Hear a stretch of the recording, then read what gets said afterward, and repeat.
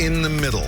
That's how members of one Nashville community feel about the political divide now tearing at our country. Good evening, everyone. I'm Rory Johnston. And I'm Carrie Sharp. Tonight, members of Nashville's Jewish community want you to see them as our friends and neighbors, not as players in a political drama. Phil Williams recently sat down with a group of Nashville's Jewish Community Center to hear their voices. And Phil is with us now. Phil, they wanted you to know they're feeling anti-Semitism from the left and the right.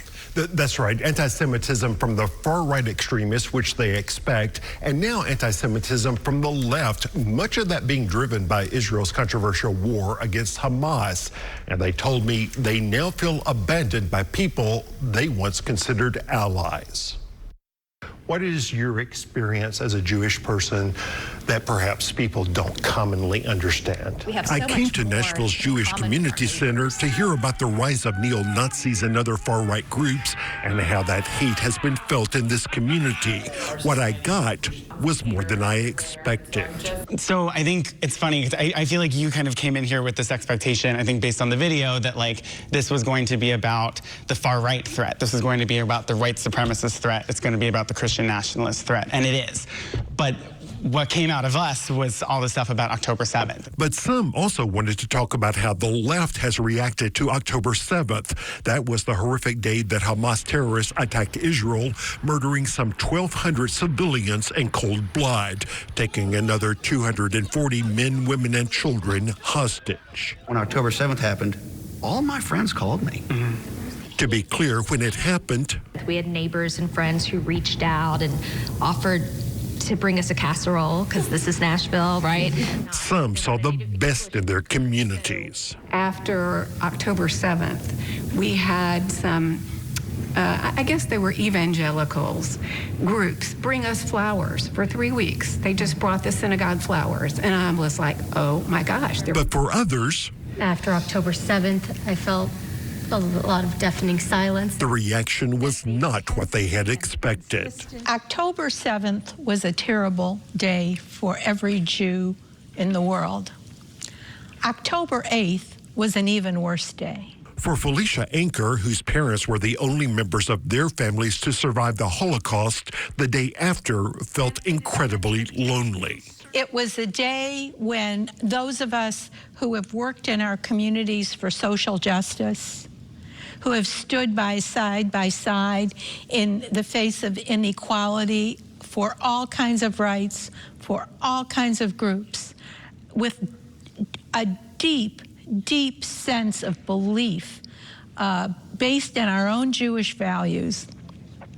And there was silence from the majority of the community. Wake up, America! In fact, the experience with the neo-Nazis who came to town last summer to harass people was not what surprised them. The thing that I hated the most was all of the stuff that they were saying. I heard from my liberal activist friends that were also sharing this stuff.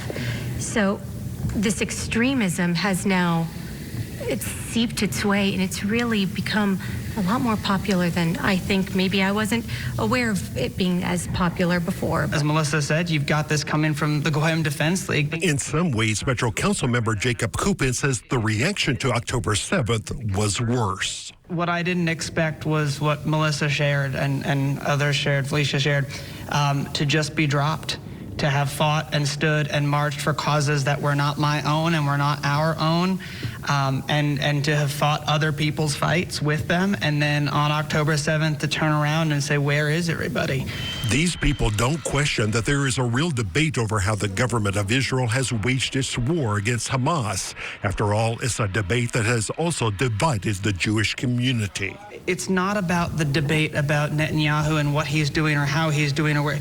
It's a debate about the facts. It's about the fact that people are willing to brush over October 7th like it never happened or wasn't that big of a deal and move straight into what comes next. It seems to me some people are using the war as an excuse to justify their hate. Oh, yeah. Yeah.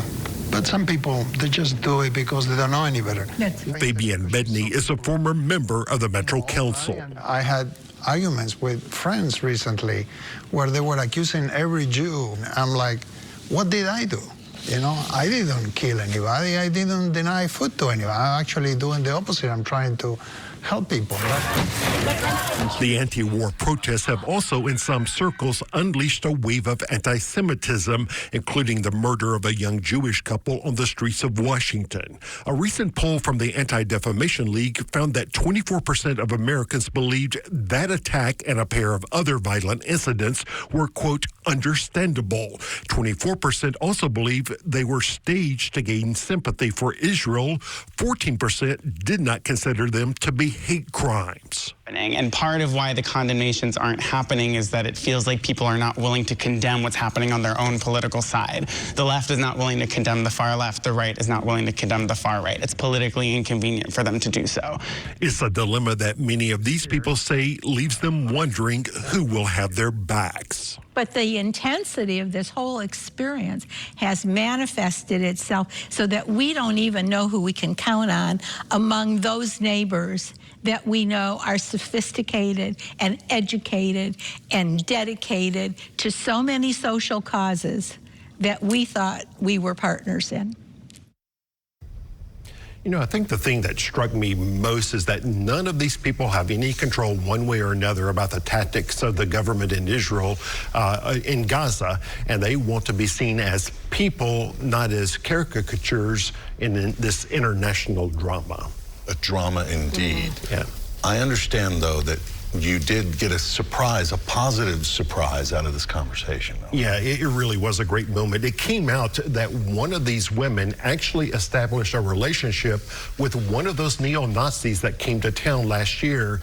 And the results of that conversation, her conversation with him, may offer lessons for all of us. It was really an incredible moment. We'll have that Friday on News 12 at 6. As we were talking yesterday, I said, I'm just left with sorrow after yesterday's report. And you said, Carrie, there is hope. Just wait. And so I'm hanging on to that hope part. It was an incredible moment. Great. Looking forward to Phil, it. thank you. And as we have mentioned, Phil has been investigating the hate in our community, our state, for 2 years now. You can find all of his reports at newschannel5.com/hate.